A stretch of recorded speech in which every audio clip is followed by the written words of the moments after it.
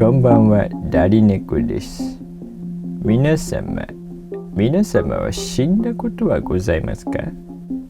ないですね。今日は死についての謎でございます。まず、宗教上やいろいろな地域での文化で死後の世界という、そういう考え方はございますが、これは今回一旦置いておいて、死を心臓や脳など肉体の動きが停止して意識が無になり、その状態が永遠に続くことを意味するとそうしましょう。そうすると実は面白いことがわかります。それはもし死んだ時に意識が無になるのだとすると、俺さ、死んじまったわ。なんてこったい。と自分で自分の死を認識することはできないわけですね。なぜなら意識は無の状態ですから。ということは人間は自分の死を認知することができないのでございます。つまり生と死の生しかないわけで、死ぬのはいつも他人ばかりなんて言葉もございますが、そうです。自分は絶対に死ぬことがないのです。では死とは何なのでしょうか。自分の死というものはまさにテレビの電源が切れるようなものです。自分が体験したり感覚したり、今こうして生きていて今日の晩ご飯なんかを考えております。そういう自分を自分で認識したりもできる。というのはすべてテレビの中の映像で、死とはそのテレビそのものの電源が切れることになります。ですからテレビの中の映像に出てくる出演者たちはテレビの電源が切れたことにはもちろん気づきません。全く次元が違うのです。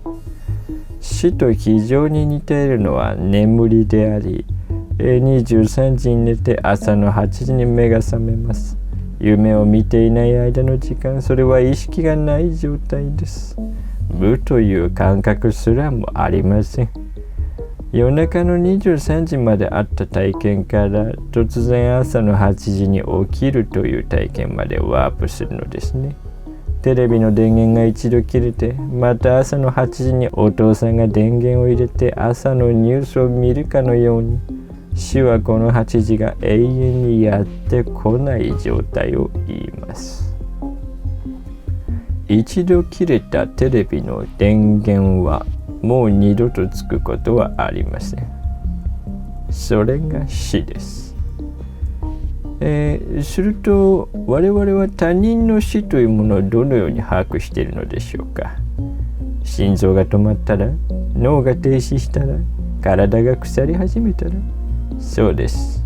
あくまで肉体的な信号の停止を我々は他人の死としていますが、しかしその時テレビの電源が切れて、その他人のテレビの電源が切れて映像が映っていない状態であると誰も確認することはできないのですね。